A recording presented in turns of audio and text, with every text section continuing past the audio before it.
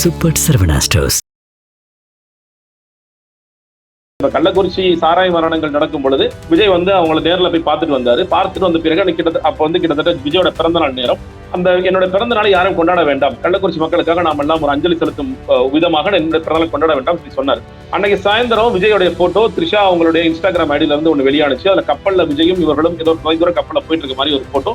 இதை பார்த்து அன்னைக்கு ஜானகிசாமி என்ன பேசுறாரு, அவருக்கு தப்பான வார்த்தையை அவங்க த்ரிஷா அவங்க மேல தப்பான வார்த்தை சொல்லி என்ன பேசுறாரு, என்ன நினைச்சிட்டு இருக்கு இது அப்படின்னு சொல்லிட்டு ஒரு தப்பான வார்த்தை சொல்லி பேசுறாரு. இது எவ்வளவு டேமேஜ் ஏற்படுத்துமா தெரியுமா பிரதர், இதெல்லாம் புரியுது, அதுக்கு அது ஏன் இந்த வேலையெல்லாம் பண்ணிட்டு இருக்கு அப்படின்னு சொல்லி பேசுறாரு. அப்போ ஜான் இதை சம்மட்டு சொன்னது மட்டும் இல்லைங்க, சில பேரை உட்கார வச்சு யூடியூப் சேனல்ஸ்ல பேச வச்சிருக்காரு. விஜய்க்கு எத்தனை பேருடன் தொடர்பு இருக்கு தெரியுமா, நீ ஓப்பனிங்லயே அது இருக்கும், எத்தனை பேரோட தொடர்பு இருக்கு தெரியுமா, எந்தெந்த நடிகையோட தொடர்பு இருக்கு தெரியுமா, இதெல்லாம் பேச ரொம்ப அசிங்கமாயிடும் அப்படின்னு ஒரு யூடியூப்ல ஒரு முன்னாள் பத்திரிகையாளர் ஒருத்தர் பேசியிருப்பார். இதெல்லாமே அவர் ஜானோட ஃபுல் கணக்குல இருப்பார். அவர் நீங்க யார் புஷி அவர்கள்லாம் இதெல்லாம் ரொம்ப நாளமா உடன்பட்டு செஞ்சுட்டு தான் இருக்காரு. ஏன் புஷி ஆனந்தா அவர் ரொம்ப பிடிச்சிட்டு இருக்காரு கெட்டியமா, ஏன் விஜய் நிறைய பேர் கேட்கறாங்க. பொதுச் செயலாளருக்கு லாயக்கே இல்லாத ஒரு நபர், எல்லோருக்குமே தெரியும், நீங்க யார வேணாலும் கேளுங்க. முதல்ல ஏன் புஷி ஆனந்த வச்சு எப்படிங்க அந்த கட்சி ஜெயிக்கும்? ரொம்ப சாதாரண நபர்ல இருந்து பெரிய பெரிய அரசியல்வாதி வரைக்கும் கேட்கின்ற ஒரே கேள்விதான். ஆனா ஏன் புஷி ஆனந்த விட மாட்டேங்கிறாரு? செங்கோட்டையன் அவர்களே வந்தாலும் எனக்கு புஷி ஆனந்த கீழே தான் நீ செயல்படணும், யார் வந்தாலும் சரி புஷி ஆனந்த கீழே தான் செயல்படணும். ஏன், என்ன காரணம்? ஏன் அவர்கள பல ரகசியங்கள் பதிஞ்சு கிடக்கா, என்ன காரணம்? அப்போ இந்த மாதிரியான விஷயங்கள் எல்லாம் இவர்களுக்கு தெரியும். இன்னும் சொல்ல போனா குறிப்பா சங்கீதா அவர்கள் விஜய் அவர்களை கண்காணிக்க துப்பறியும் ஏஜென்சி தான் வச்சிருந்தாங்க அப்படிங்கிற மாதிரியான செய்தி எல்லாம் வந்துட்டு இருக்கு. எந்த அளவு சார் உண்மைதாங்க, நான் தான் சொல்றேன், உண்மைதான்.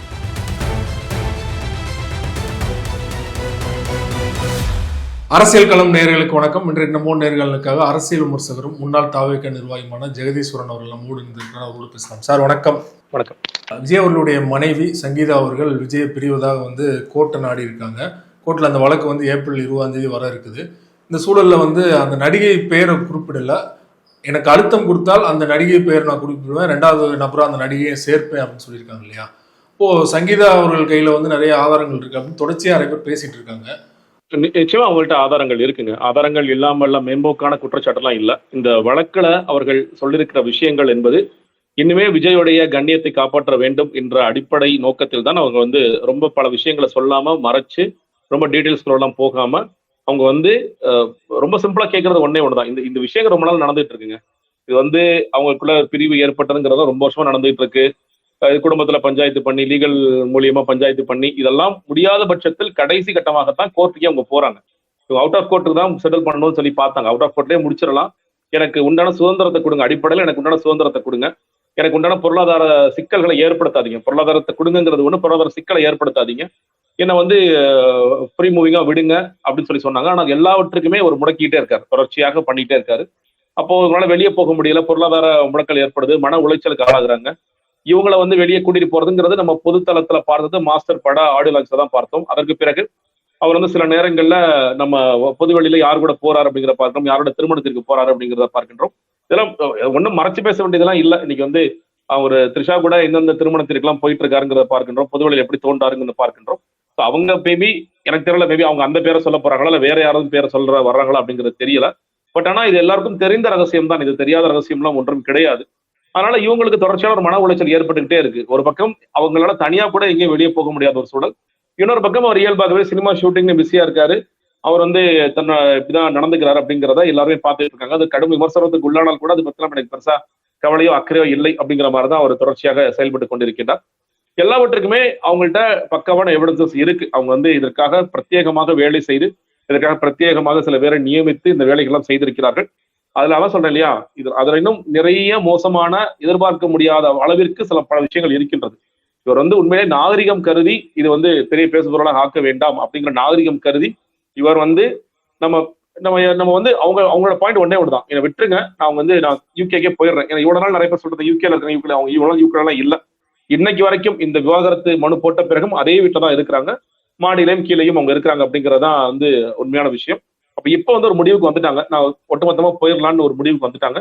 இனிமேல் நீலாங்கரையிலையோ இல்ல சென்னையிலையோ இல்ல இந்தியாவிலயோ இருக்க வேண்டிய அவசியம் இல்லை, இனிமேலும் நம்ம இந்த மன உளைச்சலோட வாழ வேண்டிய அவசியம் இல்லை அப்படிங்கிற ஒரு இக்கட்டான சூழ்நிலையில் தனக்கு உண்டான பாதுகாப்பு, தனக்கு உண்டான நிவாரணம் அதை அவர் கோருகிறார். இதை விஜய் நினைச்சிருந்தா அவுட் ஆஃப் கோர்ட்லயே முடிச்சிருக்கலாம். ஏன்னா விஜய்க்கு இல்லாத பணம் எல்லாம் ஒன்றும் பெருசா பணம் இல்லைன்னா சொல்ல முடியாது, எல்லாருக்குமே தெரியும். விஜய் அவரே சொல்றாரு, நான் கேரி உச்சத்தை விட்டுட்டு வர்றேன், நான் வந்து 200 கோடி 250 கோடி வாங்குறேங்கிற சொல்றாரு. கட்சிக்காரர்கள் ஆதரவுனால எங்க தலைவர் வந்து மாசம் 1000 கோடி, வருஷத்துக்கு 1000 கோடி சம்பாதிக்கணும்னு சொல்றாரு.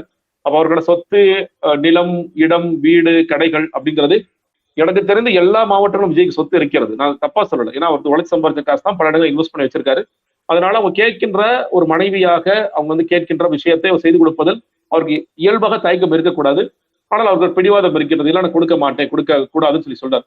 கொடுக்க மாட்டேங்கிற காரணத்தினாலதான் இவங்க வந்து கோர்ட்டுக்கு போறாங்க. ஏன்னா இப்ப நிறைய பேர் ஒரு கேள்வி, இன்னைக்கு காலைல நான் நேற்று சென்னையில இருந்து இன்னைக்கு என்னோட ஊருக்கு வந்துட்டு, ஊருக்கு வந்து காலையில ஒரு கடைக்கு போறேன். கடைக்கு போனது எல்லாரும் கேட்கறாங்க, இதுக்கு பின்னாடி யாருங்க இருக்காங்க? திமுக இருக்காங்களா? சொல்லி இதுக்கு பின்னாடி வேற யாருமே இல்லைங்க, விஜய் தான் இருக்காரு. சங்கீதாவின் பின்னாடி இருப்பது யார் அப்படிங்கிற ஒரு பெரிய கேள்வி எல்லாரும் முன் வச்சுட்டே இருக்கு. அந்த டைமிங், அந்த ஒரு காரணத்தினால சங்கீதாவின் மனுவிற்கு பின்னாடி இருக்கும் ஒற்றை நபர் விஜய்.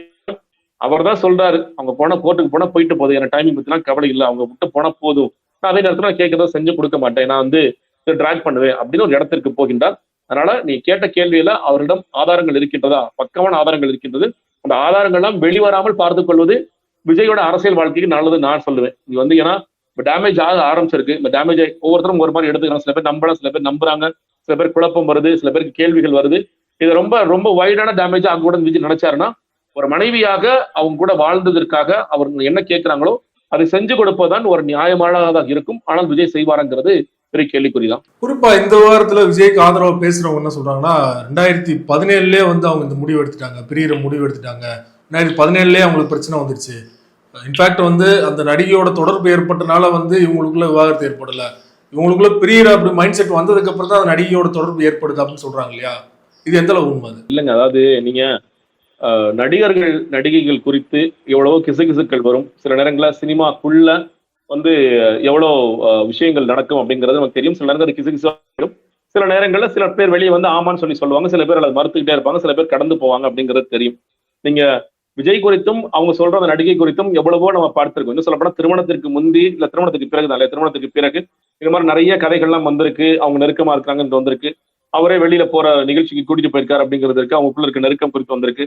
இவரோட பிறந்த நாளுக்கு அவங்க போடுற இன்ஸ்டாகிராம் போஸ்ட், ட்விட்டர் போஸ்ட், அதை குறித்தெல்லாம் நிறைய விமர்சனங்களும் அரசியல் கடத்து வந்த விமர்சனம் எழுந்திருக்கு. அதே மாதிரி ரசிகர்களே சில பேர் ஏங்க அவர் விட்டுட்டு போக வேண்டியதானே அப்படின்னு சில கேள்விகள்லாம் கேட்டிருக்காங்க. அப்படிங்கிறது எல்லாமே இருந்துட்டு தான் இருக்கு. அது அரசியல் புரசலாக இருக்கிற வரைக்கும் ஒன்றும் பிரச்சனை இல்லை. இன்னொன்னு, நீங்க அதை ரொம்ப தீவிரமாக விஜய் அதை எடுத்துக்கொள்ளாத வரைக்கும் பிரச்சனை இல்லை. அது சங்கீதா அவர்களுக்கு தெரிஞ்சிருந்தா கூட சிலர் கண்ணும் காணாமல் கூட இருந்திருப்பார். சரி, ஓகே, அவர் நடிகராக வளர்ந்து வர்றாரு, நம்மளோட கணவர், நமக்கு 2 குழந்தைங்க இருக்கிறாங்கன்னு ஒரு குடும்ப தலைவி அப்படிதாங்க யோசிப்பாங்க. குடும்ப தலைவி வந்து டக்குன்னு ஒரு முடிவுக்கு வர்றதும் போது நமக்கு உண்டான பாதுகாப்பு என்ன, நமக்கு உண்டான நிவாரணம் என்ன, அவங்க இத்தனைக்கும் அவங்க வசதி குறைவுலாம் ஒன்றும் கிடையாது. ஆனா ஒருத்தரை நம்பி நம்ம வந்திருக்கோம், நம்ம வந்து இன்னும் சொல்றோம் அதோட காதல் திருமணம் தான். அப்படி இருக்கும் பொழுது அவருக்கு நம்ம ஒரு டைம் கொடுக்கலாம் அப்படிதான் யாருமே நினைப்பாங்க. ஆனா டைம் கொடுத்த பிறகும் அதை அவர் சரியாக எடுத்துக்கொள்ளவில்லை, புரிந்து கொள்ளவில்லை. நான் செய்வது செஞ்சுட்டு தான் இருப்பேன், நான் யார் பேசினாலும் கேட்க மாட்டேன். நீங்க விஜயோடைய ட்ராக்ல பாருங்க, யாரா சொன்னா அவர் பேச்சை கேட்பாரா? அப்பா அம்மா சொன்னா கேட்பாரு, இல்ல பசங்க சொன்னா கேட்பாரு, இவங்களாம் சொன்னா உடனே டக்குன்னு திருத்திக்குவாரு அப்படிங்கிறதுனா அதெல்லாம் ஒண்ணுமே இல்லை. அப்படி இருக்கும் பொழுது இந்த இந்த விஷயங்கிறது ரொம்ப நாளா போயிட்டே இருக்கு, புகஞ்சுக்கிட்டே இருக்கு. அந்த குறிப்பிட்ட நடிகைக்கு வந்து திருமணம் ஆகாமல் இருக்கிறாங்க. அவங்களுக்கு வந்து யாரு கூட திருமணம் நடக்க போகுதுங்கும் போதெல்லாம் திருமணம் தடைபடுது, திருமணம் நின்று போகுது அப்படிங்கிறது வருது. அதுக்கெல்லாம் யார் காரணமாக இருக்கிறார்கள்னு எல்லா பத்திரிகையும் எழுதிட்டு தான் இருக்காங்க. அதனால இது வந்து இவர்கள் மனமுறிவுக்கு முடிவு பண்ண பிறகுதான் அவர் அங்கே போனார் அப்படிங்கிறதெல்லாம் இல்லை. நான் இன்னொன்னு சொல்றேன் இல்லையா, it is not just one ஸ்பெசிபிக்கான நடிகை மட்டும் பற்றியது அல்ல. இந்த மனுவின் அடிப்படையில் பேசினா ஒன் ஸ்பெசிபிக் நடிகை, அவங்க இன்னும் ஆதாரங்கள்லாம் எடுத்து போட்டா ரொம்ப நாரிடும், அதுதான் உண்மை. அதனால அவங்க வந்து ரொம்ப கண்ணியமா இதை எழுதியிருக்காங்க அப்படிதான் சொல்றேன். அதனால நிறைய பேர் இது ரொம்ப சுருக்க பாக்குறாங்க. இல்ல, அப்படி கிடையாது. அவரோட வாழ்க்கையில அவர் அப்படி இருக்கிறாரு, அவர் வந்து தொடர்ச்சியா இருக்கணும்னு நினைக்கலாம், அது என்ன வேணாலும் நடக்கலாம். அதனால இது வந்து ஏதோ என்னோட கணவர் வந்து ஒருத்தரோட தொடர்புல இருக்காரு, ஒரு திருமணத்தை மீறி பந்தத்தில் இருக்கின்றார், அதனால எனக்கு இந்த கோபம் வருகிறது, அதனால் தாங்கிக் கொள்ள முடியவில்லை, அதனால் மன உளைச்சலுக்கு ஆளானேன் என்பது மட்டும் இல்லை. பொதுவாக விஜயோட கேரக்டர் பத்தியில நிறைய விஷயங்கள் அதில் இல்லாமல் இருக்கின்றது. அதனாலதான் அது சில விஷயங்களை பூடகமா தெரிவிக்கிறாங்க. நேரடியாக ரொம்ப பெரிய குற்றச்சாட்டுக்கு போகாம நேரடியா எல்லா குற்றச்சாட்டையும் ஒரே மனுல சொல்லாம நீங்க வந்து பூடகமாக சில விஷயங்களை அவங்க சொல்லி கடந்து போகின்றார். அதனால விஜயோட கேரக்டர் இந்த பிரச்சனை இருக்கிறதுனால அவங்க இன்னும் டைம் கொடுத்து தான் பாக்குறாங்க. ஓகே, இதை நம்ம உடனடியாக செய்ய வேண்டாம், நம்ம பொறுத்திருப்போம், நம்ம காத்திருப்போம்னு சொல்லி காத்திருக்காங்க. இன்னொன்னு, பசங்க வளர்ந்து வர்றாங்க. ஸோ ஒரு அப்பாவோட பிரிவுங்கிறது ஆப்வியஸ்லி பசங்களோட லைஃபை பாதிக்கும். அப்போ அவர் ஒரு மெச்சூரான லெவலுக்கு வரணும், அவரும் ஸ்டேட்டுக்கு வரணும்னு கூட யோசிச்சிருக்கலாம். இப்போ அவர் ஒரு படம் எடுத்துட்டு இருக்காரு, அவர் பையன் ஜேசன் படம் எடுத்துட்டு இருக்காரு. ஸோ அவர் ஒரு செட்டிலான ஒரு நிலைமைக்கு வந்துட்டாரு, பொண்ணு படிச்சுட்டு இருக்காங்க, அவங்களும் மேபி படிப்பை முடிக்கிற தருணம் வந்திருக்கலாம். ஸோ அவங்க 2 பேரும் அவங்களை பார்த்துக்குவாங்க. இனிமேல் நம்மளுடைய ஆதரவு என்பது இந்தியாவில் இருக்கணும், இருந்தால் ஆதரவு கொடுக்கணும் அவசியம் இல்லை, நம்ம யூகே கூட போயிடலாம் அப்படின்னு ஒரு முடிவு அவங்க எடுத்திருக்கலாம். அதனாலதான் அந்த காலத்தை எடுத்துக்கோங்க. நிறைய பேர் 2014 நீ முடிவு பண்ண 2018 வெளியே போட்டி தானே, அப்படி போயிருந்தா எங்க அண்ணன் ஜாலியா அந்த பொண்ணை கல்யாணம் பண்ணி ஜாலியா இருந்திருப்பான் இப்படியும் பேசுற குரூப் கும்பலாம் இருக்கதான் செய்யுது. அதுல என்ன தவறுன்னு கேட்கிற கும்பலாம் இருக்கு.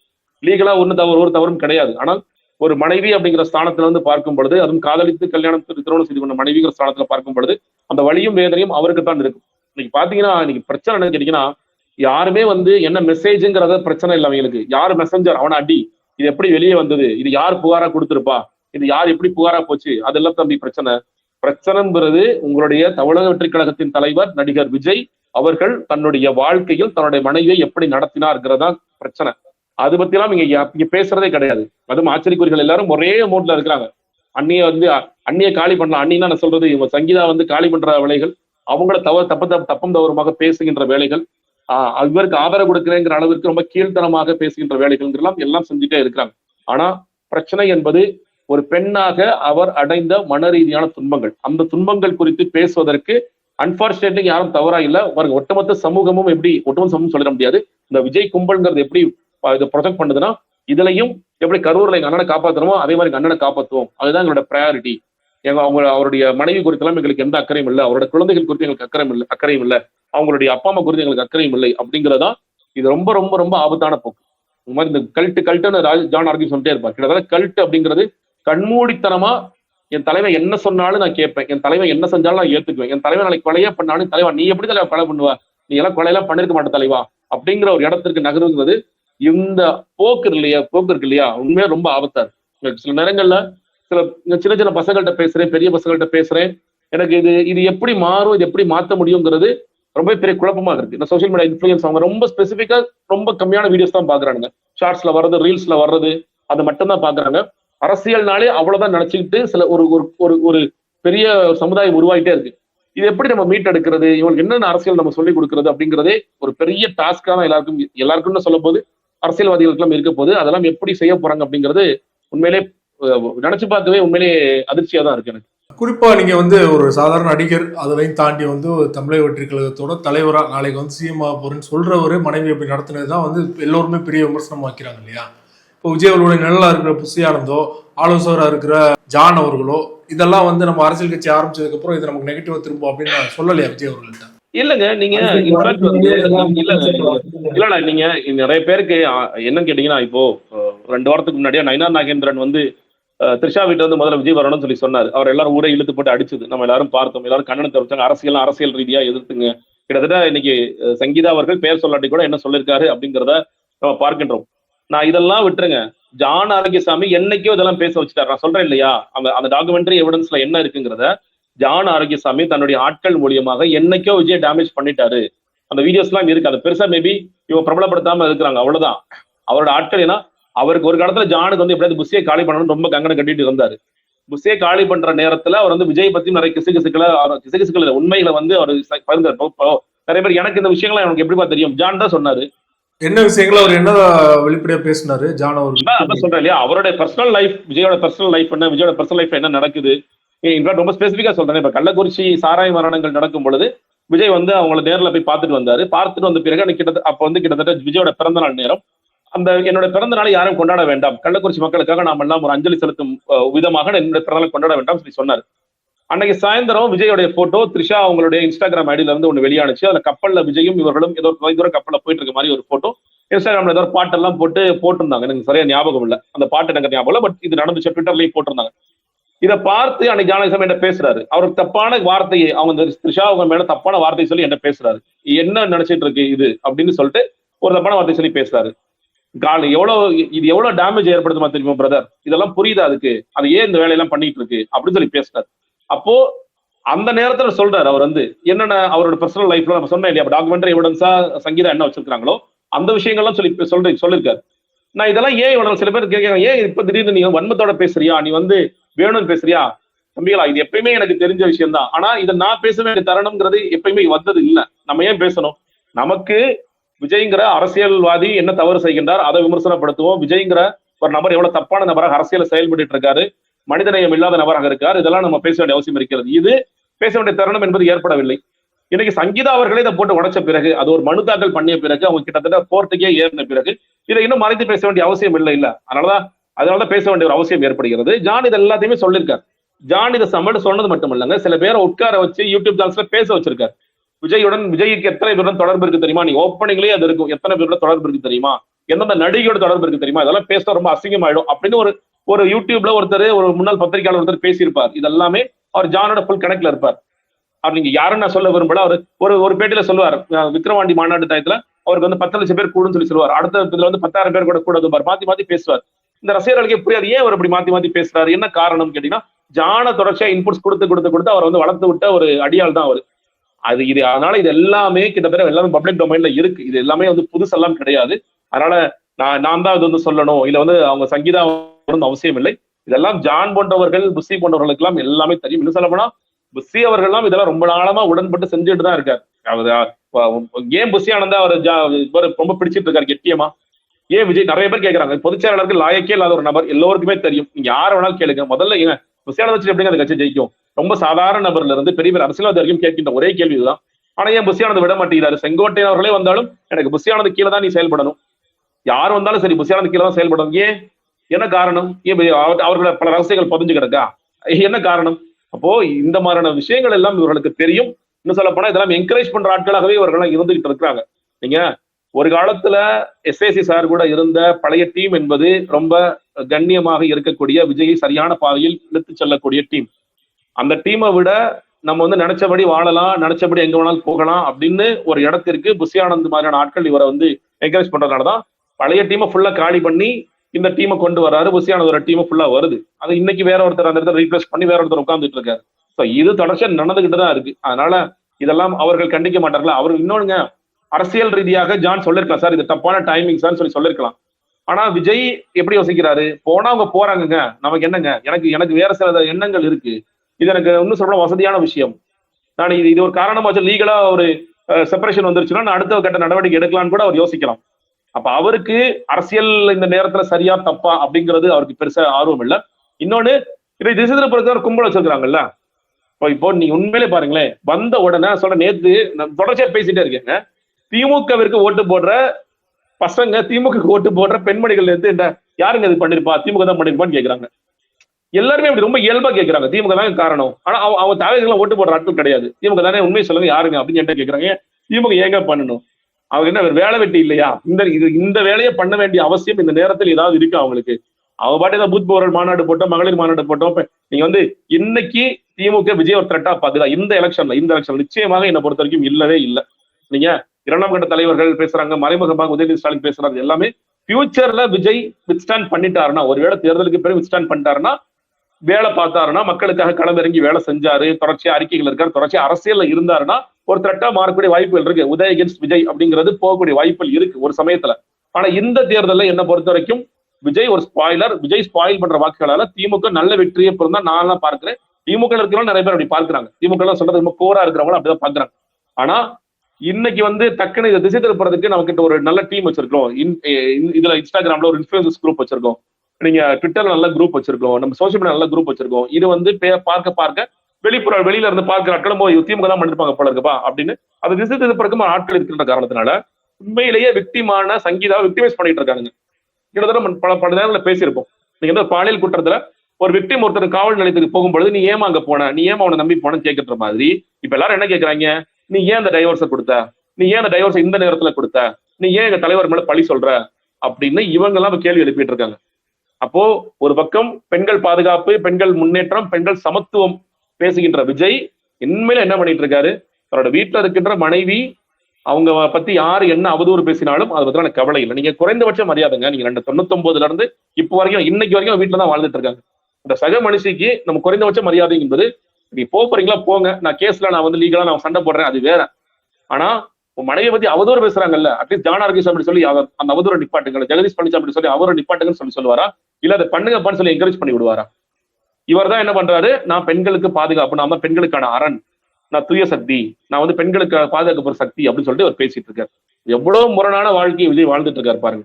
இதுதான் நமக்கு என்னன்னு கேட்டீங்கன்னா, இப்போ விஜய் மாதிரியான சக்திகள் ஏன் வர வேண்டும்னு என்ன மாதிரியான ஒருத்தர் ஆசைப்பட்டாங்கன்னா, விஜய் ஒரு மாற்றா இருப்பாரு. ஓகே, எனக்கு திமுக மேல பிரச்சனைகள் இருக்கு, எனக்கு வந்து ஊழல் குற்றச்சாட்டுகள் இருக்கு, திமுக மேல வந்து சில பிரச்சனைகள் இருக்கு, அதிமுக மேல சில பிரச்சனைகள் இருக்கு. அப்ப ஒரு மாற்றாக ஒரு நல்ல பிளாட்ஃபார்மா ரஜினிகாந்த் வரும்போதோ இல்ல விஜய் வரும்போதோ நம்ம பார்க்கின்றோம். ஆனா நான் உங்களோடலாம் பெரிய அயோக்கியன்டா அப்படின்னு ஒருத்தர் வரும் பொழுது நம்ம இதெல்லாம் பேச வேண்டிய கட்டாயத்துக்கு தள்ளப்படுறோம். அவ்வளவுதான் சிம்பிள். விஜய் ரொம்ப நேர்மையா ஒழுக்கமா எல்லாம் இருந்தாருன்னா வரட்டுங்க. நான் இப்பயே சொல்றேன், விஜய் வரட்டுங்க. விஜய் உண்மையிலேயே டாக்ஸ்ல ஏமாத்துறது இல்ல. விஜய் வந்து தன்னோட குடும்ப வாழ்க்கையில ரொம்ப கரெக்டா இருக்காரு. அப்பா அம்மா பக்கத்துல வச்சு பாதுகாக்கிறாரு. அப்பா அம்மா எங்க கூப்பிட்டாலும் போறாரு. தன்னோட பசங்களை வீட்டை விட்டு வெளியே அனுப்பாம வீட்டிலே வச்சுக்கிறாரு. பையனுக்கு ஒரு உதவினா உடனே ஓடி வந்து செய்யறாரு. பையனுக்கு ஒரு அப்பா ஒரு கடமை செய்யறாரு. உதவி கூட கடமை செய்யறாரு. அவரோட மனைவிக்கு வந்து உண்மையா இருக்காரு அப்படின்னு ஏதாவது இருந்திருந்தா நம்ம இதெல்லாம் பேச வேண்டிய அவசியமே இல்லை. எங்க விஜய் பத்தி எங்க அவதூறு பேசுறோம்னு நம்ம கடந்து போகலாம். ஆனால் நீ வந்து யாருக்கு மாற்றன்னு சொல்றியோ அவங்க எல்லாம் கூட இவ்வளவு அயோக்கியத்தனம் பண்ணல. ஆனா நீ உச்சபட்ச அயோக்கியத்தனம் பண்ற. எல்லா அயோக்கியத்தனையும் பத்தனையும் பண்ணிட்டு என்ன சொல்ற, நான் ரொம்ப நல்லவன் வேஷம் போடுறேன். அப்போ இந்த மாதிரியான வேடதாரிகளை நம்ம எக்ஸ்போஸ் பண்ணி தான் ஆகணும். வேற வழி இல்லை. எனக்கு இதுல அவசியமான நம்ம இதெல்லாம் உட்காந்து பேசிட்டு இருக்கணுங்கிறது, ஒரு தடவை பத்தி அவதூறு பண்ணணுங்கிறது, இந்த மாதிரியான வேடதாரிகளை வேற வழியே கிடையாது. ஏன்னா இவங்க நாளைக்கு பொது வாழ்க்கைக்கு வந்து எவ்வளவு குடும்பத்தை சீரழிப்பாங்க. இவங்க நாளைக்கு பொது வாழ்க்கைக்கு வந்து இந்த தமிழ்நாட்டை எவ்வளவு சீரழிப்பாங்க. யாரோட சீரழிக்கிறான்னு சொல்லி நீ வர்ற, நீ அவனோட நீ மோசமா இருக்கன்னா அப்ப நீ யார் அப்படிங்கிற கேள்விக்காகத்தான் இதெல்லாம் பேச வேண்டிய அவசியமாகிறது. குறிப்பா பலரும் வந்து பேசுறது ஜெகதீஷ் தான் முக்கியமான காரணம். ஜெகதீஷ் வந்து எப்போ விஜய் கிட்ட சேர்றாரோ சேர்ந்ததுக்கு அப்புறம் தான் இந்த மாதிரி விஜய் நிறைய சர்ச்சைகள்ல சிக்கிறாரு, நிறைய அடிகளோட தொடர்பு ஏற்படுது அப்படின்லாம் வந்து நிறைய குற்றச்சாட்டுகள் நீங்க நேர்ல இருந்து பார்த்திருப்பீங்க. நீங்க கூட கொஞ்ச காலம் டிராவல் பண்ணனால உங்களுக்கு தெரிஞ்சிருக்கும் இல்லையா, ஜெகதீஷ் பழனிசாமி எந்த அளவுக்கு ஒரு இன்ஃபுளுசரா இருக்காரு விஜய் அவர்கள்? இல்லங்க, நீங்க ஜெகதீஷ் பழனிசாமி இல்லைங்க, நான் சொல்றேன் புஷி ஆனந்தே அந்த வேலையை தான் பார்த்துட்டு இருக்காருன்னு நான் சொல்றேன். நீங்க வந்து இப்போ ஜெகதீஷ் வந்து லேட்டஸ்ட் புஷி 2.1 வச்சுக்கோங்க, அவ்வளவுதான். இல்ல வந்து ஜெகதீஷ் வந்து இப்ப புஷியை வந்து ஜெகதீஷ் 1.1 வச்சுக்கோங்க, அவ்வளவுதான். பெரிய வித்தியாசம்ல வேறுபாடுகள்லாம் ஒன்றும் இல்லை. இன்னைக்கு அந்த ரூட்டுங்கிற நிறுவனத்தின் மூலியமாக அவர் என்ன செய்ய முடியுமோ அந்த வேலைகளை செஞ்சுட்டு இருக்காரு. அதுதான் அவரால என்ன பண்ண முடியுமோ பண்ணிட்டு இருக்காரு. சர்ச்சைகளுக்குள்ள சிக்க வச்சுட்டு தான் இருக்காரு. தொடர்ச்சியா அது நடந்துட்டு தான் இருக்கு. ஏன்னா விஜய் அந்த இடத்தை கொடுக்கிறார். எதன் அடிப்படையில் கொடுக்கின்றார் அப்படிங்கிறது எல்லாருக்கும் அதான் சொல்றேன் இல்லையா, யாரை எப்படி கரெக்ட் பண்ணணும் அப்படிங்கிற விஷயத்த தொடர்ச்சியா அவங்க பண்ணிட்டே இருக்கிறாங்க. அதை விஜய் அவருக்கு அது அந்த வாழ்க்கை என்பது, அந்த தனிப்பட்ட வாழ்க்கை என்பது அவருக்கு பிடித்திருக்கிறது, அது ஏற்றுக்கொள்கிறார். அதை வந்து சரி ஓகே கேரி அவுட் பண்ணலாம். நமக்கு யாரும் கேள்வி கேட்க கூடாது. நம்மளை யாரும் நம்ம தலைக்கு மேல நின்று யாரும் எதுவும் பேசக்கூடாது. நம்ம நினைச்சபடி நம்ம வாழ்க்கையை வாழணும், நம்ம நினைச்சபடி இருக்கணும். அப்ப அதற்கு ஆதரவாக 2 பேர் இருக்காங்க. நமக்கு ஒரு துன்பம் வந்தாலும் எதுவுமே புரியாம வளர்றதற்கு, நம்மளை தூக்கி பிடிச்சு நிற்பாட்டுறதுக்கு தற்கொலைகள் நம்ம லட்சக்கணக்கான பேர் வச்சிருக்கோம். நம்ம வந்து அண்ணாக்காக உயிரை கொடுக்கணும், அண்ணா வந்து அண்ணா தப்பே செஞ்சிருக்க மாட்டாரு, அண்ணி தான் ரொம்ப மோசம், நாங்க வந்து தேவைப்பட்ட தங்கச்சியா இருப்போம், தேவைப்பட்ட மனைவியா மாறுவோம் அப்படிங்கிற ஒரு கும்பலை நம்ம வளர்த்து வச்சிருக்கோம். அப்படி இருக்கும் பொழுது துவஞ்சுதானே இது தப்பு பண்ணுவான் அவருக்கு. அதனால அதெல்லாம் பிரச்சனை இல்லை. அதனால வந்து நீங்க வந்து இந்த மாதிரி சர்ச்சைகளுக்கு தொடர்ச்சியாக விஜய் அவர் கூட இருக்கிற இந்த சர்க்கிள், அந்த ரொம்ப க்ளோஸ் சர்க்கிள்ங்கிறது எப்பொழுதே துணை போயிட்டு தான் இருக்கிறாங்க. ஏப்பா இவ்வளவு பேசுறோம்ல, இப்ப இந்த அவரோட நண்பர் வட்டம் இருக்க நண்பர் வட்டத்துக்கு தெரியாதா? அவங்க கேட்டிருக்க மாட்டாங்களா, கண்டிச்சிருக்க மாட்டாங்களா, இதெல்லாம் வேண்டாம்னு சொல்லிட்டு அவங்க பேச்ச அவர் கேட்டாரா? ஏன் அப்பா அம்மா அட்லீஸ்ட் வந்து கிறிஸ்துமஸ் போதோ இல்ல மற்ற நேரங்களிலோ வருஷத்துக்கு ஒரு முறையாவது எல்லாரும் ஒரு ஃபேமிலியா எல்லாரும் கூட்டுறாங்கன்னு சொல்றாங்க. அந்த நேரத்துல ஒரு கேள்வி எழுந்திருக்காதா? இல்ல சங்கீதா அவர்களை எத்தனை முறை தன்னுடைய மாமனார் மாமியிட்ட முறையிட்டு இருப்பாரு, தன்னுடைய அப்பா அம்மா எத்தனை தடவை முறையிட்டு இருப்பாரு, தன்னுடைய பசங்களுக்கு அவர் சொல்றாருல, பசங்களுக்கு எவ்வளவு பெரிய மன உளைச்சல் ஏற்படுதுன்னு சொல்றாருல. அப்ப அவரோட பையன் வந்து அவர் எவ்வளவு மன உளைச்சலுக்கு அவரு சினிமால இருக்காரு. சினிமால இருக்கும்போது தன்னுடைய தந்தையை குறித்து அவர் அவசர புதுசாக பேசப்படுது. நீங்க பாருங்க, இன்னைக்கு வரைக்கும் ஜேசன் ஓகே எங்க அப்பா வந்து பெரிய அரசியல் தலைவர் எங்கேயாவது பேசியிருக்காரா, இல்ல எழுதியிருக்காரா, இல்ல அப்பா அட்லீஸ்ட் ஃபாலோ பண்ணிருக்காரா என்ன எங்கேயாவது? அவர் ஃபாலோ கூட பண்றது இல்லை. நான் உண்டு தனிப்பட்ட வாழ்க்கை உண்டு சொல்லி போயிட்டு இருக்காரு அவரு. அவங்களோட பொண்ணு வந்து வர்றாங்க, பேசுறாங்க, போறாங்க, அவங்க ஏதோ படிச்சுட்டு இருக்காங்க அப்படிங்கறத பார்க்க முடிகிறது. அப்படி ஒரு லைஃபை வந்து ஒரு லீட் பண்றாரு கேட்டீங்கன்னா, எனக்கு என்னை சுற்றி இருப்பவர்கள் என்னை காப்பாற்றிக் கொண்டே இருப்பார்கள். நான் சந்தோஷமா ஜாலியா இங்க இருக்கும் போதும் அன்னை கஷ்டப்பட்டாரா, அன்னை தூங்கினாரா, அன்னை சாப்பிட்டாரா, அன்னை அழுதுட்டு இருக்காரா அப்படின்னு கேட்கிறதுக்கு ஒரு பெரிய தற்கொலை கும்பலை நான் உருவாக்கி வச்சிருக்கேன். அதுக்கு சைக்காலஜில அதெல்லாம் ஸ்டடி பண்ண வேண்டிய ஒரு கும்பல், அந்த மாதிரி கும்பலை ஏற்படுத்தி வச்சிருக்கேன். அப்ப எனக்கு என்ன கவலை? அதனால அதை பத்தி எல்லாம் விஜய் பெருசா அலட்டிக்கவோ கவலையோ படவே மாட்டார். குறிப்பா எஸ்ஏசி கூட இருந்த வரைக்கும் இந்த மாதிரி சிக்கல விஜய் சர்ச்சையில சிக்கல நல்லா தான் போயிட்டு இருந்தது. எஸ்ஏசி எப்போ வந்து விஜய்கிட்ட வந்து கொஞ்சம் ஓரம் கட்ட போறாரோ அதுக்கப்புறம் தான் இந்த மாதிரியான பிரச்சனைகள் வருது. இன்ஃபேக்ட் வந்து கட்சி தொடக்க விழால இருந்து எல்லா விழாவுக்கும் சும்மா ஒரு ஃபார்மாலிட்டிக்காக வந்து கூப்பிட்டு உட்கார வச்சிருக்காரு. மற்றபடி அவங்களுக்குள்ள பேச்சுவார்த்தையே இல்லை. சமீபத்துல புது வீடு கட்டி எஸ்ஏசி போகும்போது கூட அந்த விழால கூட விஜய் அவர்கள் கலந்துக்கலாம் அப்படிங்கிற மாதிரியான தொடர்ச்சியா சர்ச்சைகள்லாம் வந்துகிட்டு இருக்கு. என்ன சார் நடக்குது அவங்களுக்குள்ள? என்ன பிரச்சனை? இல்லைங்க, நீங்க தன்னுடைய அப்பா தன்னுடைய பையனுக்கு ஒரு அரசியல் ஆசை இருக்குங்கிறத புரிஞ்சுக்கிட்ட பிறகுதான் ஒரு கட்சி ஆரம்பிக்கிறார். சரி, எதிர்காலத்துல பையன் வந்து இந்த கட்சிக்கு தலைமை ஏற்பான். அப்ப நம்ம இப்ப வந்து தலைவராக தானும் பொதுச் செயலாளராக தன்னுடைய மனைவியும் பொருளாளராக வேற ஒரு நிர்வாகத்துல இயக்கத்துல இருக்கிற ஒருத்தரையும் போட்டு இந்த கட்சி ஆரம்பிக்கிறார். விஜய்க்கு அரசியல் ஆசை இல்லைன்னு சொல்லவே முடியாது. அரசியல் ஆசை அப்பயும் இருக்கு. இன்னும் சொல்லப்போனா என்கிட்ட ஜான் சொல்லும் போது 2021 ரஜினி சார் வராட்டி அப்பயே விஜய் சார் வந்திருப்பாருன்னு சொன்னார். அதுதான் அவர் சொன்ன ஸ்டேட்மெண்ட். அப்படி இருக்கும் பொழுது அவசரமாக போய் தன்னோட தந்தை மேல வழக்கு தொடுக்கிறார். நீங்க அட்லீஸ்ட் பேசி, அப்பா என்னப்பா அவசரப்பட்டியப்பா, கொஞ்சம் வெயிட் பண்ணுங்கப்பா, நானே கட்சி ஆரம்பிக்கிறேன்ப்பா, நீங்க தலைவர்னு சொன்னா சரியா வராதுப்பா, நான் தான் தலைவரா இருக்கணும், அதான்ப்பா எல்லாத்தையும் மக்களை ஈர்க்கக்கூடிய விஷயமாக இருக்கும். கேஸ் கொடுத்து எனக்கு எங்க அப்பாவுக்கு எந்த சம்மந்தமும் இல்லைன்னு சொல்றது, இந்த கட்சியில போய் யாரும் சேராதீங்கன்னு சொல்றது அப்படின்னு அப்பாவை எவ்வளவு இகழ முடியுமோ இகழ்ந்துட்டு இருக்கார் ஒரு பக்கம். இன்னைக்கு வரைக்கும் நீங்க சொல்ற மாதிரி கொடியேற்ற நிகழ்வு, நீங்க வாங்க முன்னாடி உட்காந்துக்கோங்க, மதுரை விக்கிரவாண்டி மாநாடு கீழே சேர் போட்டு உட்கார வைக்கிறேன், மதுரை மாநாடு மேல உட்கார வைக்கிறேன், தேவைப்பட்ட நேரத்துல ஒரு ப்ராப்பர்ட்டி மாதிரி அவளை பயன்படுத்தி அப்புறம் தூக்கி எறிஞ்சிருவோம். இதுதான் விஜய். ஆனா அவங்க எங்கேயும் விட்டு கொடுக்கறது இல்ல. ரொம்ப இன்னும் கண்ணியமா பையன் ஜெயிப்பாரு, பையன் ஒரு மாற்றத்தை கொடுப்பாரு, ஏதோ ஒன்று பேசிட்டு அவங்க அப்பாவும் அம்மாவும் ஒரே பிள்ளை, நம்ம பிள்ளையை விட்டு கொடுக்க வேண்டாம், ஒரு பொது தரத்துல விட்டு கொடுக்க வேண்டாம். ஆனா உள்ள குமரர்கள் மனக்குமரர்கள் என்பது அவர்களுக்கு ஆயிரம் மனக்குமரர்கள் இருக்கு. தொடர்ச்சியாக சிபிஐ, சிபிஎஃப்சி எல்லாவற்றிலையும் போய் சிக்கிட்டு இருக்க, என்ன பண்ற நீ, இந்த அரசியல் கட்சி எப்படி ஜெயிக்கும், இது ஜெயிக்கிறதுக்கான வாய்ப்புகள் என்ன இருக்கு? ஏன்னா எஸ்ஏசிக்கு அரசியல் தெரியும். விஜய் ஒரு சைபர்னா எஸ்ஏசி 100. அவருக்கு தெரியாத அரசியல் இல்ல. நிச்சயமாக அரசியல் தெரியும், வரலாறு தெரியும், ஒரு கட்சி ஜெயிப்பதற்கு என்ன தேவைங்கிறது தெரியும், ஒரு மாநாடு எப்படி கூட்டணுங்கிறது தெரியும், எல்லாமே அவருக்கு தெரியும். ஆனால் விஜய் ஒரு காலத்திலும் அவருடைய உதவியை நான் நாடக்கூடாது அப்படின்னு ஒரு ஈகோ பிரச்சனை இருக்காரு. அந்த ஈகோ பிரச்சனை ஏன் வருது? புஷியானந்த் போன்றவர், நான் சொல்றேன் இல்லையா, அந்த முதல் டீமை காலி பண்றாரு. ஏன் காலி பண்றாரு? முதல் டீம் ஒரு நியாயமா சில கேள்விகளை கேட்குது. நீங்க பிளாக்ல ஒரு நாள் தான் டிக்கெட் வித்தா போதும், 2 நாள் டிக்கெட் விற்க கூடாது, அதெல்லாம் தேவையில்லாத சிக்கல்கள் ஏற்படும். ஆனா புஷியானந்த் என்ன பண்றாரு? சாரி, பிளாக்லங்கிற ரசிகர் மன்றம் கரெக்ட் பண்ணிக்கோங்க. அந்த பழைய டீம் என்பது ரசிகர் மன்ற காட்சிகள் ஒரு நாள் ஓட்டினா போதுங்க, 2வது நாள் ஓட்ட வேண்டாம்னு சொல்லுது. புஷியானந்த் 2 நாள் நம்ம காசு பார்க்கலாம். அன்னைக்கு நான் சொல்றது ஒரு 200 ரூபா டிக்கெட் வச்சுக்கோங்களேன். 200 ரூபா டிக்கெட்டை 200 ரூபா தான் உச்சபட்சமே டிக்கெட். ஒரு 60 ரூபா 70 ரூபா டிக்கெட்டை நம்ம 200 ரூபாய்க்கு விற்கலாம், 300 ரூபாய்க்கு விற்கலான்ட்டு அதுல எவ்வளவு காசு பார்க்கலாம், எவ்வளவு கமிஷன் பார்க்கலான்ட்டு புஷியானந்த் போன்றவர்கள் மாற்றியார்கள். புஷியானந்த் போன்றவர்கள் கொஞ்சம் கொஞ்சமாக என்ன பண்றாங்க, குடும்பத்துக்குள்ள பூந்து நீங்க எஸ்ஏசி அவர்களே வெளியே அனுப்புற வரைக்கும் பார்த்துட்டாங்க. அப்போ அவர் ஏன் வெளியே அனுப்பிச்சாங்க? விஜய் தான் இஷ்டப்படி விருப்பப்படி எப்படி வாழ வேண்டும் என்று நினைக்கின்றாரோ அதற்கு ஒத்து ஊதக்கூடிய ஜிஞ்சா அடிக்கக்கூடிய ஒரு ஆளாக புஷியானந்த் இருக்கின்ற காரணத்தினால் விஜய் அதை ஏற்றுக்கொண்டு பழைய டீமை காலி பண்ணு சொல்லி அவருக்கு ஃபுல் ஃப்ரீடம் கொடுக்குறாரு. அவர் பழைய டீமை காலி பண்றார். அப்போ அந்த பழைய டீம் காலி பண்றதோடைய பிரச்சனைனால என்ன ஆயிடுன்னு கேட்டீங்கன்னா, ஒரு பக்கம் விஜயை கேள்வி கேட்பதற்கு யாரும் இல்லை, விஜய் தந்தை அவர் பக்கம் இல்லை, யாருமே இல்லாம விஜய் எப்படி இருக்காரு? நான் இஷ்டப்படி வாழ்வேன், அப்பா அம்மா யாரும் கேள்வி கேட்க முடியுமா? என்ன கேள்வி கேட்க கூடாது, வேற யாரும் கேள்வி கேட்க முடியுமா? யாரும் கேள்வி கேட்க கூடாது. அப்போ எஸ்ஐசி அவர்கள் வெளியே போனது என்பது விஜயோட தனிப்பட்ட வாழ்க்கையில அவருடைய சில சிற்றின்பங்களுக்கு பெரிய பயனுள்ளதாக இருக்கின்றலாம்.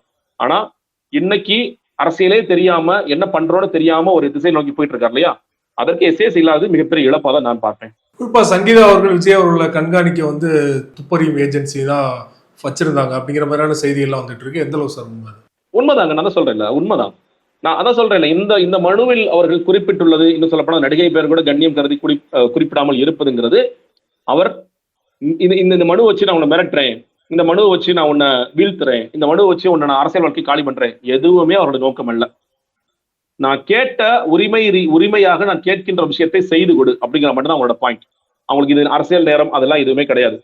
அவங்கள்ட்ட இதை விட பன்மடங்கு இருக்கு. அதெல்லாம் நம்ம இப்ப வெளியே சொல்லி அவரை நம்ம பேச வேண்டிய அவசியம் இல்லை. அது அவதூறா போயிட்டு சொல்ல போனா, அப்படி அதெல்லாம் எடுத்து கொடுத்தாங்கன்னா பின்னாடி யாராவது இயக்குறாங்க, வேணும்னே விஜய் மேல பண்றாங்க அப்படின்னு கூட நம்ம சொல்லலாம். ஏன்னா அதுலயும் கூட உண்மைதான், அவங்க எது சொன்னாலும் உண்மையதான் சொல்ல போறாங்க.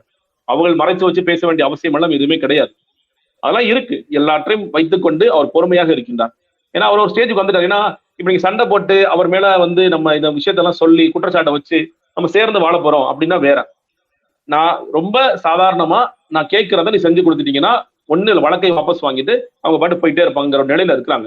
அப்படி இருக்கிற காரணத்தினால அதெல்லாம் அவர்கள் தேவைப்பட்டால் வெளியிடுவார்கள். ஆனால் இந்த மாதிரியான இன்வெஸ்டிகேஷன் வச்சு ஏஜென்சிஸ் வச்சு அவங்க பண்ணது எல்லாமே உண்மைதான். இது அடுத்த கட்டமா எப்படி சார்? இப்போ 20 வழக்கு வருது இல்லையா, மியூச்சுவலா விஜய் இது பண்ணிடுவார் நினைக்கிறீங்களா? ஜீவனாம்சம்லாம் ஓகே பண்ணிடுவாரா? என்ன நடக்கும் நினைக்கிறீங்க? இல்லங்க, நீங்க விஜய் டெக்னிக்கலி என்ன பண்றாரு கேட்டீங்கன்னா, இந்தியன் கோர்ட்ஸ்ல மேபி சங்கீதா கேட்கின்ற அமௌண்ட் பெருசாக தெரியலாம். அவங்க எப்படி பாக்குறாங்க, யூகேல நான் போய் செட்டில் ஆக போறேன், யூகேல செட்டில்மெண்ட் அப்படிங்கும் போது ஒரு ஹையர் காம்பன்சேஷன் கேட்கலாம்.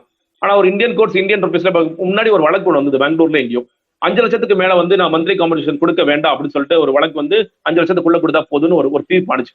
இன்னொரு ஒன் டைம் செட்டில்மெண்ட் அவங்க எதிர்பார்க்கின்ற தொகை என்பதை விஜய் கொடுக்க தயாராக இல்லை. அது கோர்ட்டுக்கு போகும்போது அந்த கோர்ட்டுக்கு அது மிகப்பெரிய தொகையாக மாறும். அவங்க எந்த அடிப்படையில விஜய் இவ்வளவு சொத்து இருக்கு, விஜய் படங்கள் எவ்வளவு சம்பாதிக்கிறார், நான் ஒரு நான் ஏர்னிங் மெம்பர், அந்த நான் ஏர்னிங் மெம்பருக்கு ஏர்னிங் மெம்பரான விஜய் இவ்வளவு கொடுக்கணும் அப்படிங்கிறது அது கோர்ட்ல மேபி செல்லுபடியாகனா இவ்வளவு முழுக்க அவர் கேட்கின்ற அவ்வளவு தொகை கிடைக்குமா கிடைக்காமல் போகலாம். அப்ப விஜய் என்ன யோசிப்பாரு, நமக்கு வர்ற வரைக்கும் லாபம், இதை கொஞ்சம் இழுத்து அவங்களுக்கு வந்து கேட்கறதுல பாதி இல்ல கேட்கறதுல கொஞ்சமா என்ன கிள்ளி கொடுக்க முடியுமோ அதை கிள்ளி கொடுத்து முடிச்சு விடணும் முடிச்சு விடுங்க. இல்லையா நம்ம வந்து கோர்ட்டுக்கு போறதுன்னா போய்க்கலாம், நம்ம கண்டினியூ பண்றதா பண்ணிக்கலாம் அப்படிங்கிற ஒரு இடத்துக்கு தான் வருவார்னு நினைக்கின்றேன். மியூச்சுவலா வரணும் அப்படின்னா சங்கீதா வைக்கிற டிமாண்ட் விஜய் ஒத்துக்கணும். அவர் உடனடியாக அதெல்லாம் ஒத்துக்கு வர ஏத்துக்கிறவரா இருந்தா முன்னாடி ஏத்து மாதிரி அது கோர்ட்டுக்கே வந்திருக்காது, அவுட் ஆஃப் கோர்ட்லயே முடிச்சிருக்கலாம். அதை ஏத்துக்க மாட்டேங்கிறனால வழக்கே போறாங்க. அப்ப இந்த வழக்கு கொஞ்சம் போகும், ஒரு ரவுண்டு 2 ரவுண்டு ஒரு போன பிறகு அதற்கு பிறகு என்ன நடக்குது அப்படிங்கிற பொறுத்து தான் இதெல்லாம் நம்ம பார்க்கணும். நிறைவான ஒரு கேள்வி, குறிப்பா வந்து எல்லோருமே இந்த விஷயம் வந்ததுக்கு அப்புறமா விஜய் அவர்களுக்கு பெண்கள் மத்தியில் இருக்கிற ஒரு செல்வாக்கு குறைய வாய்ப்பு இருக்கு அப்படிலாம் பேசுறாங்க. இன்னொரு பக்கம் விஜய் ஆதரவாளர்கள்லாம் அதெல்லாம் இல்ல, நாங்க இப்பதான் வந்து விஜய்க்கு அதிகப்படியான ஆதரவு கொடுப்போம்னு சொல்றாங்க இல்லையா? உண்மையிலே கலா யதார்த்தம் எப்படி இருக்கு? இல்லைங்க, நம்ம ஒண்ணு இந்த ட்விட்டர் உலகத்தை விட்டு வெளியே வந்து இந்த சோசியல் மீடியா உலகத்துக்கு வெளியே வந்தா இந்த உலகம் வேற மாதிரி இருக்கு ஒண்ணு. ஆனா இதை சொல்றேன் இல்லையா, இப்ப நான் பாக்குறவங்க சில பேர் நிறைய பேர் கேட்டாங்க அப்படிங்கிறது, அதுல ஒரு ஒரு டிஃபரன்ஸ் என்னால பார்க்க முடியுது. திருமணமான பெண்கள் யாரேனும் விஜய்க்கு வாக்களிக்கலாம் என்று நினைத்திருந்தாங்கன்னா அவங்கள்ட்ட ஒரு மாற்ற சிந்தனை வருது. அது அது ஸ்டாண்ட் பண்ணுமான்னு தெரியல, எனக்கு எலெக்ஷனுக்கு ஸ்டாண்ட் ஆகுமான்னு தெரியல. பட் அவங்க மாற்ற சிந்தனை வந்திருக்கு. ஏன்னா அவங்களுக்கு தன்னுடைய கணவனால இல்ல பொதுவாக ஆம்பளைங்களால ஏற்படுற இந்த சிக்கல், இந்த மாதிரியான பிரச்சனைகள், இந்த மாதிரியான மன உளைச்சல்கள் என்பது அவர்களுக்கு ஓரளவுக்கு தெரியும். அப்ப அவங்க பொருத்தி பார்ப்பாங்கல்ல, தன்னுடைய வாழ்க்கையும் சங்கீத வாழ்க்கையும் பொருத்தி பார்ப்பாங்கல்ல.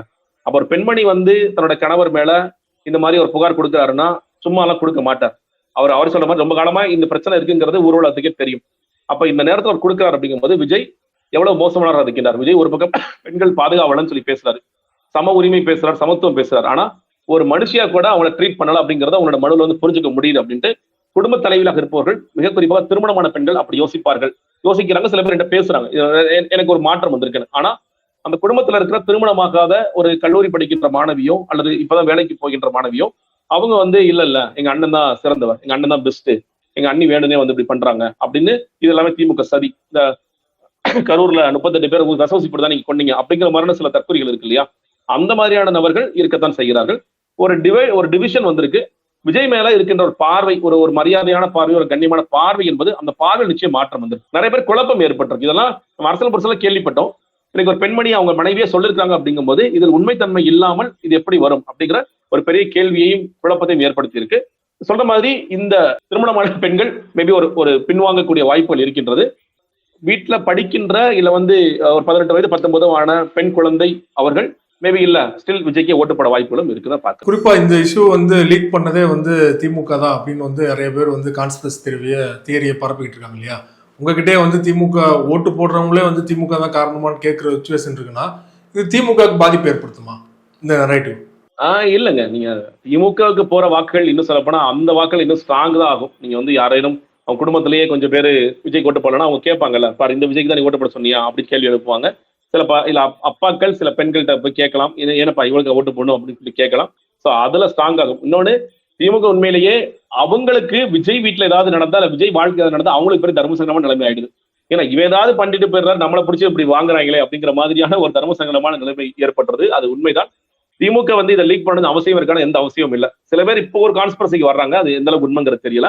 நயினா நாகேந்திரன் இதை செஞ்சிருப்பாரு. ஏன்னா அவர் தான் வந்து ஏற்கனவே த்ரிஷா குறித்து பேசினார். அவர் வந்து எல்லாரும் வந்து திட்டினாங்க, ரவுண்டு கட்டி அடிச்சாங்க, அவரால் தாங்கிக்க முடியல. அப்ப அவர் கூட இன்ஃபுளுன்ஸ் பண்ணீங்கன்னா கோர்ட்ல இந்த டாக்குமெண்ட் போகல, ஏன்னா கோர்ட் சீல் அதுல இல்ல. கோர்ட் சீல் இருந்ததுன்னா கோர்ட் அந்த டாக்குமெண்ட் போயிருக்குன்னு சொல்லி சொல்லலாம். இன்னொரு கோர்ட் சீலுக்கு அப்புறம் அந்த டாக்குமெண்ட் நடைபெறுச்சுன்னா கோர்ட் வந்து தொலைச்சு கட்டிடும். அவ்வளவு ஈஸியா எல்லாம் யாரு இதை பண்ணாங்கன்னு அந்த ரெஜிஸ்டார் யாரு நிறைய சிக்கல்கள் ஏற்படும். அப்போ ஃபைலான உடனே ஆயிருக்குன்னா ஒண்ணு விஜய் ஆபீஸ்ல இருந்து போயிருக்கலாம், இல்ல இவங்க விஜய் ஆபீஸ் வந்த பிறகு போயிருக்கலாம், இல்ல சங்கீதா அவங்க ஆபீஸ்ல இருந்து போயிருக்கலாம். அது எப்படி போச்சு அப்படிங்கறது தெரியல. அரசியல் காரணங்கள் பாத்தீங்கன்னா பாஜக ஒரு குற்றச்சாட்டு வைக்கிறாங்க. பட் எப்படி சுத்தி பார்த்தாலும் திமுகவிற்கு எனக்கு ஒரு பெரிய அவசியம் இருப்பதா எனக்கு தோணல. அவங்களுக்கு வந்து அவங்க வேற ஒரு ட்ராக்ல போயிட்டு இருக்காங்க. விஜய் வாங்குகின்ற வாக்குகள் தங்களுக்கு பெரிய ஆபத்து இல்லைங்கிறத அவங்க உணர்றாங்க. அப்படி இருக்கும் பொழுது நீங்க தொடர்ச்சியாக திமுக நீங்க பயன்படுத்தலாம். இதெல்லாம் பயன்படுத்தி விஜய் வந்து மறுபடியும் ஸ்டாலின் அவர்களை எப்படியாவது தாவக குறித்து பேச வைக்கலாம்ங்கிற முயற்சிகளை மேற்கொள்ளலாம்.